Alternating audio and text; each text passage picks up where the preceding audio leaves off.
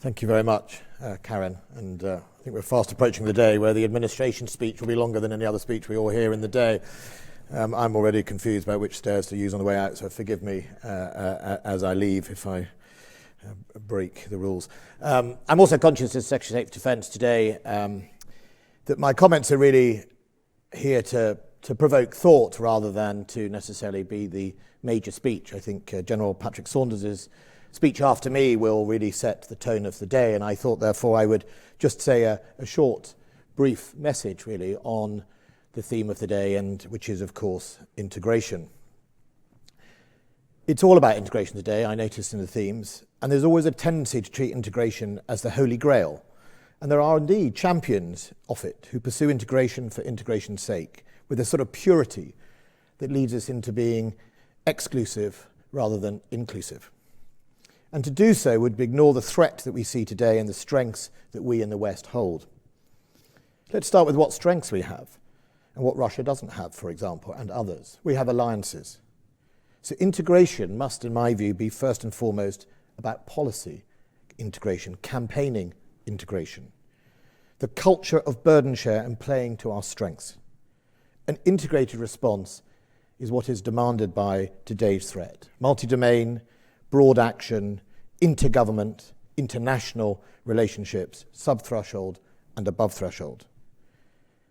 And next, it must also mean interoperability, but not to the extent that we become over-dependent on one ally or another. And there are, I'm afraid, too many examples of that. The future of foreign policy and defence is, in my opinion, going to be bilaterals, trilaterals, and small groups of countries with common cause.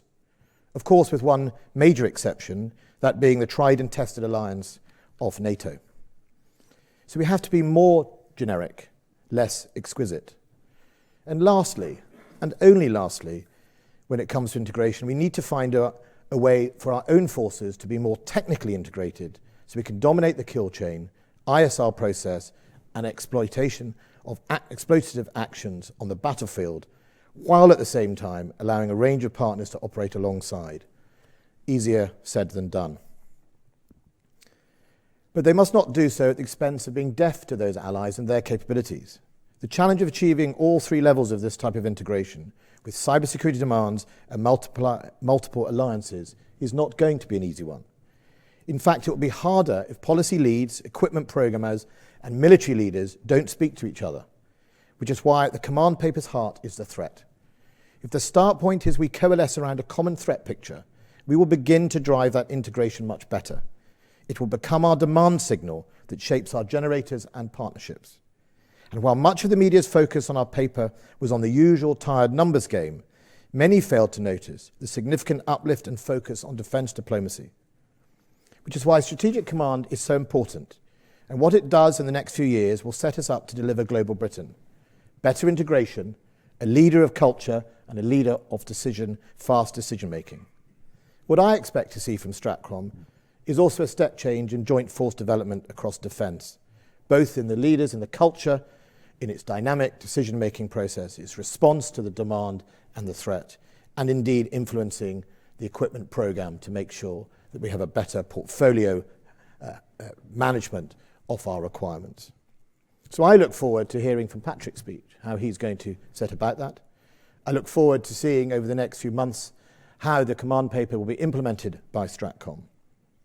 Because Strategic Command has a really key, important place in this process. I visited it only the other week, and it was last week or the week before. Time moves fairly fast these days. But what's key in that was everyone in that building worked on the process of an integrated, purple, joint interest of defence. They work together, no matter what service they come from. And I'm afraid we still see in some of our other services the single service view of the world. Well, in today's threat, global competition, we can't afford to have that anymore. We have to burden share. We have to work with our partners. We have to find a way to weave in that integration. And it starts with the mindset and the policy leaders rather than technology. Thank you. Thank you, Secretary of State.